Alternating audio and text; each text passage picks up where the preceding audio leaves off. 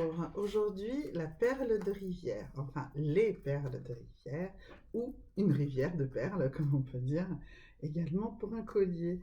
Alors, la perle, c'est une pierre totalement, contrairement aux autres pierres que nous avons pu voir jusqu'à présent, c'est une pierre qui a une origine organique, puisque c'est un morceau de sable qui va s'introduire dans une huître, et celle-ci va créer euh, une gangue autour de ce petit morceau de sable ou cet éclat tout petit éclat de pierre qui leur a pénétré lorsqu'elle se nourrit. Et donc pour se protéger, elle va créer donc cette gangue de nacre qui va constituer petit à petit la perle. Donc celles-ci sont totalement naturelles, hein.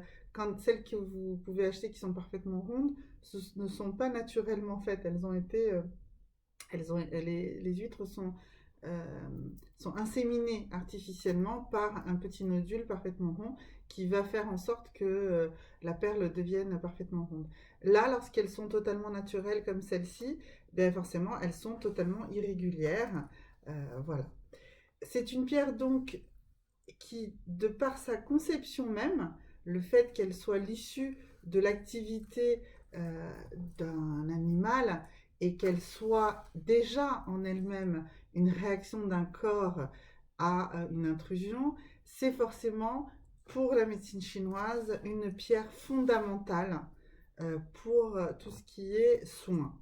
Alors, dans la médecine chinoise, sa principale activité, c'est tout ce qui concerne la beauté de la peau.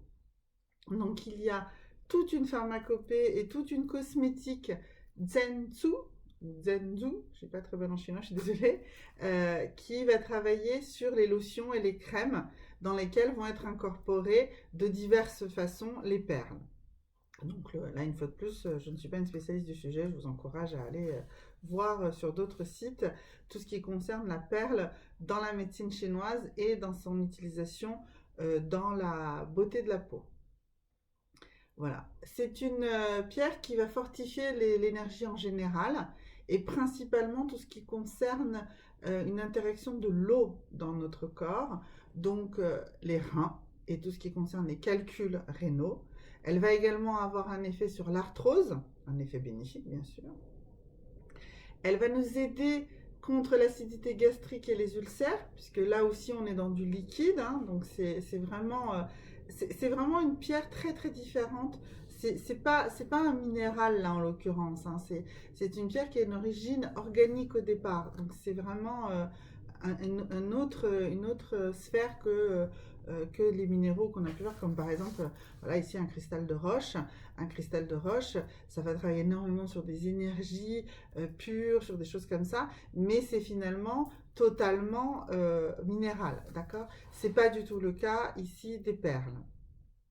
Donc elle va travailler sur tout ce qui concerne également la notion de fatigue et d'épuisement, parce qu'elle va nous permettre de régénérer les réserves de notre corps. Donc voilà, donc pour l'aspect physique, tout ce qui concerne l'eau, les reins, les calculs rénaux, l'arthrose, l'acidité gastrique, les ulcères, voilà, ce genre de choses. Et par contre, sur son plan spirituel, elle va travailler sur notre envie, besoin ou manque de besoin, de travailler sur le perfectionnement intérieur, sur le fait que nous voulons atteindre une forme de perfection esthétique, spirituelle, enfin voilà. Donc elle va travailler sur le perfectionnement intérieur et sur le perfectionnement, excusez-moi, de nos activités.